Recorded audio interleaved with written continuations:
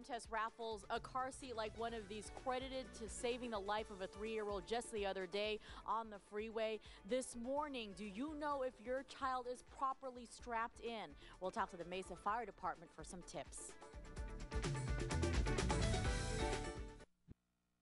Are still in critical condition this morning at Phoenix Children's Hospital. Yeah, that after a nasty accident that killed his mother.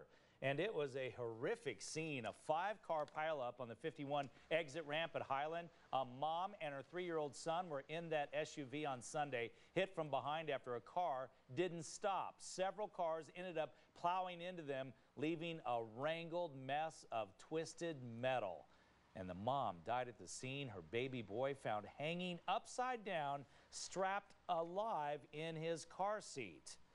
Rescuers say the car seat is what made the difference. That 3-year-old boy now fighting for his life this morning. Tes Rafols is live this morning in Mesa with tips on making sure your child is buckled up properly and in the right type of seat. Tes, good morning. Good morning, Scott. That's right. That 3-year-old boy now has a fighting chance because rescuers say he was in a car seat properly strapped.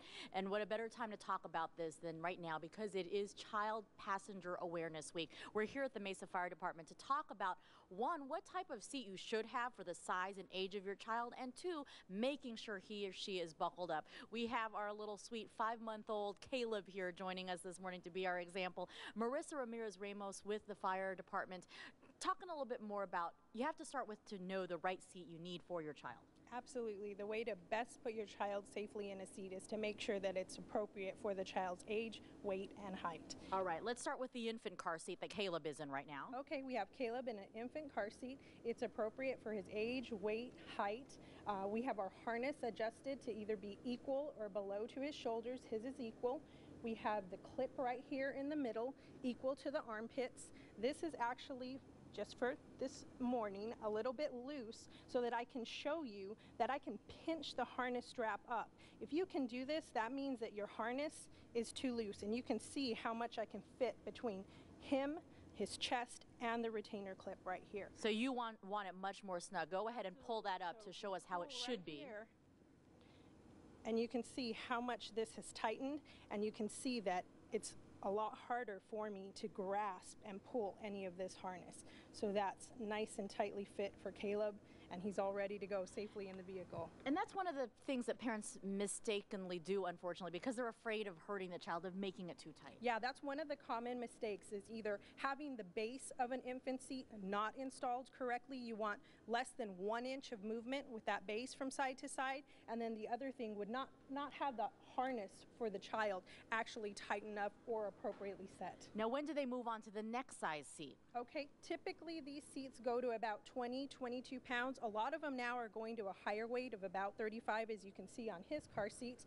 and then you move into a forward-facing seat. When you have a forward-facing seat, you want to make sure that you have the child in the forward-facing seat to the maximum weight and height limit. And then we're going back to Caleb being properly in. The base is in tightly, and then this is how he should be facing in this infant seat. Yeah, absolutely. For a child like Caleb, you want the child rear-facing.